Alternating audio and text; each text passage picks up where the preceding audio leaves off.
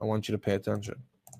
For this reason, they tried all the more to kill him. Not only was he breaking the Sabbath, but he was even calling God his own Father, making himself equal with God. And it's also important that the Jews misunderstand Christ over and over and over again. Nicodemus misunderstands Christ. He says, "What do you mean you have to be born again? What is that? What does that even mean?" They misunderstand him when he talks about the manna from heaven. They misunderstand him when what's it called? Many times. There's so many examples that I can't even. Do you have that diagram, Dean, by any chance? Yeah, so we got a table. It's not exhaustive, but this is a general outline. So it's like Libiano mentioned.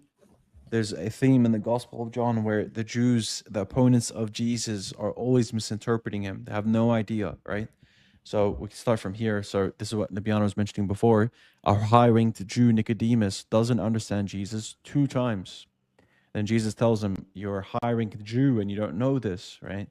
Then you have a group of Jews arguing with John's disciples. You have they think healing on the Sabbath is forbidden. They think calling God your father is blasphemous. They don't recognize prophecies of Jesus in the Old Testament. They don't understand Jesus talking about spiritual food, like Libiana mentioned.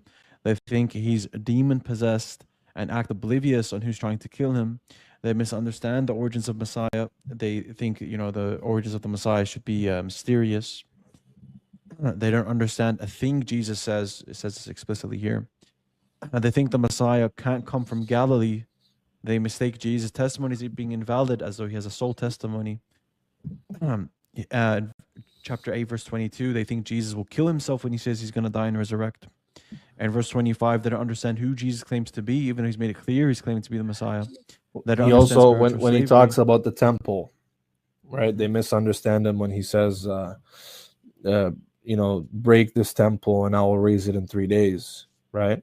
And then they misunderstand what he's saying. Yep. Right. They don't understand spiritual slavery. They misunderstand what it means to be a son of Abraham. Jesus says, "Why is my language not clear to you?" in verse 43. They think Jesus is demon-possessed and a Samaritan. They think he's demon-possessed again. And they misunderstand Jesus as saying he saw Abraham rather than Abraham seeing Jesus today. They misunderstand the I am statement. They think healing on the Sabbath is forbidden again.